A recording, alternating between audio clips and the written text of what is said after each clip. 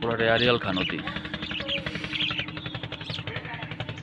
এই পুরাটাই চর।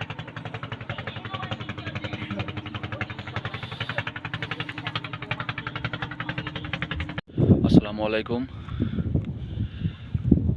আমি এখন আছি আড়িয়াল খাঁ নদীর পাড়ে।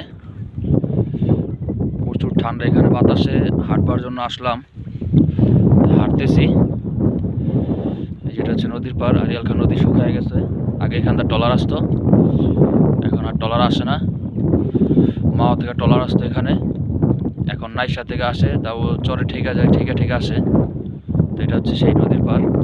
অনুষ্ঠানের সময় এবং অন্যান্য সময় এখান থেকে বিভিন্ন জায়গায় মালামাল আসে এই সদরপুর ফরিদপুরের ভিত্তে।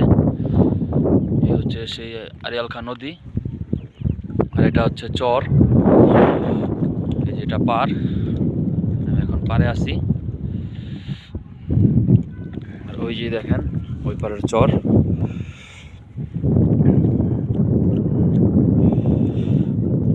এটা হচ্ছে ওই পাড়ের চর।